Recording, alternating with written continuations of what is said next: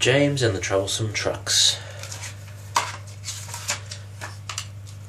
James had not seen the Fat Controller for some time. Not since the day when he had nearly lost his red coat and been painted blue instead. That was the time when James had been very naughty. First he had let off steam and sprayed the water on the Fat Controller's new top hat. Then he had run too fast and made a hole in one of the coaches. The driver had to mend the hole with a newspaper and a passenger's bootlace. The Fat Controller had been very angry. Now James was alone in the shed. He was not even allowed to push coaches and trucks in the yard. At last the Fat Controller arrived and came to see him. "I can see that you are sorry, James," he said. "I hope now you will be a better engine. You have given me a lot of trouble," said the Fat Controller. "People are laughing at my railway and I don't like that at all." James said that he was very sorry and promised to be a better engine.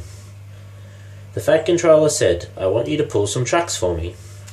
James was delighted and puffed away. "Here are your trucks, James," said Thomas the Tank Engine. "Have you got some bootlaces ready?" Thomas ran off laughing. "Oh, oh, oh," said the trucks, "we want a proper engine, not a red monster." But James took no notice and started as soon as the guard was ready.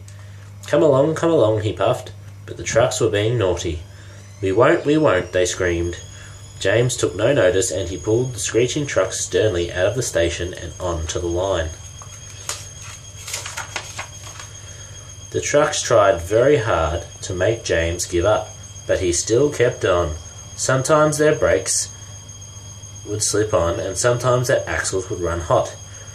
Each time the trouble had to be put right, and each time James would start again, but he was not going to let them beat him. Give up, you can't pull us," shouted the trucks.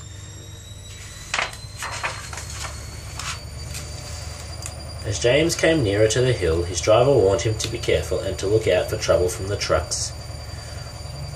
"We'll go fast and we'll get them up the hill before they know it," the driver whispered to James. "Don't let them stop you." So James went faster and faster, and soon they were halfway up the hill. I'm doing it! Will the top ever come?" he panted. Then with a sudden jerk, it all became much easier. James thought it was over and that he had pulled the trucks to the top of the hill without any trouble. But his driver shut off steam. "They've done it again," he said. "We've left our tail behind. Look!" The last trucks were running backwards down the hill. The coupling had broken, but the guard stopped the trucks and climbed out to warn the other engines. "That's why it was so easy," said James, as he backed the other trucks carefully down the hill. "What silly things trucks are! There might have been an accident." Edward came along. He offered to help, but James had decided that he was going to pull the trucks by himself. "Good," said Edward. "Don't let them beat you." James struggled slowly up the hill. He pulled and puffed as hard as he could. After a long time, he finally pulled the trucks to the top. I've done it, he cried, and his driver cheered. They reached the station safely, and James was resting in the yard when Edward pulled up. "Peep, peep," he whistled. When James saw the Fat Controller, he thought that he would be in trouble. But the Fat Controller was smiling. He had been in Edward's train, and he had seen everything. "You've made the most troublesome trucks on the line behave," he said. "After that, you deserve to keep your red coat." The end.